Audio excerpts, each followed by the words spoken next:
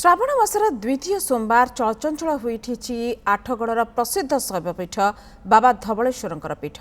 राति 2टारू पहड़ खोल जाई 108 सुवासित जल बाबा धवलेश्वर को स्नान पर स्वतंत्र नीतिकांति करा जाई साधारण दर्शन निमंते द्वार फिटा जाइथिला। महाकाल विषय दर्शन देउछन्ति बाबा धवलेश्वर। काउडिया मानक सहित अधिक आलोचना करिसन्ति आम आठगड़ प्रतिनिधि विरूपाक्ष प्रधान। पवित्र श्रावण मासर आज द्वितीय सोमवार एवं चलचंचल बाबा धवलेश्वर पीठ मात्राधिक श्रद्धालु काउडिया पीठरे पूरा पीठ प्रकंपित। मु सहयोगी अनुरोध करी दृश्य देखेबे को भली भाबरे लंबा धाड़ी रे दीर्घ समय धरी काउडिया माने अपेक्षा करिसंती बाबा धवलेश्वर पाखरे जल लागि करिया पई। आउ मध्य काउडिया माने किछि जल लागि करी फेरिसंती। आज्ञा कोठु आस्तिले केते शांति लागिला बाबा दर्शन?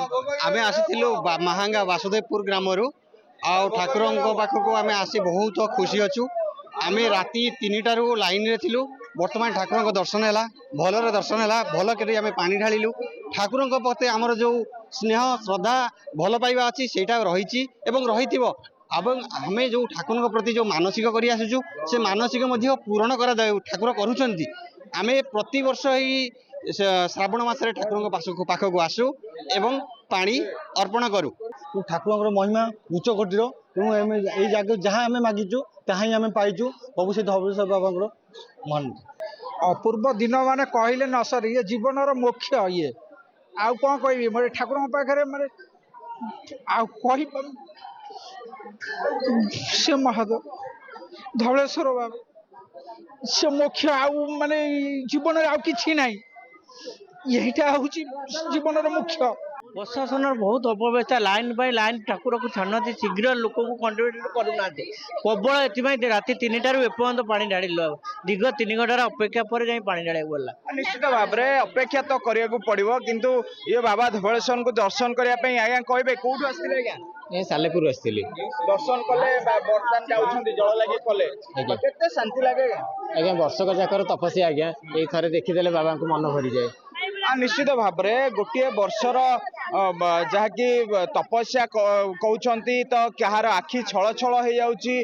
आउ मध्य श्रद्धालु माने अछंती, मानसिकधारी माने अछंती, व्रतधारी माने अछंती एवं पूरा पीठ गोटे प्रकार शिवमय हेची। आम सहित अछंती पूजक अछंती। आज्ञा कहबे आज जो महाकाल वेश बाबांकर अति प्रिय वेश महाकाल वेश कौन रही से वेश संपर्क?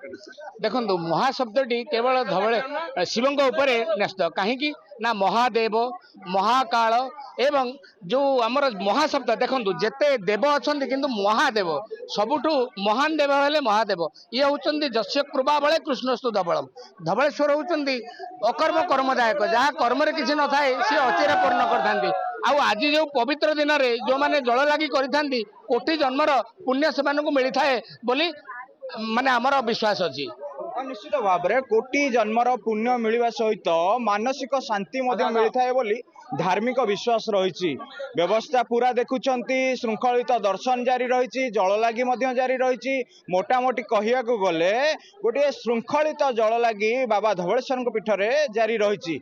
आठगड़ धवलेश्वर पीठरू विरूपाक्ष प्रधान, न्यूज़ 7।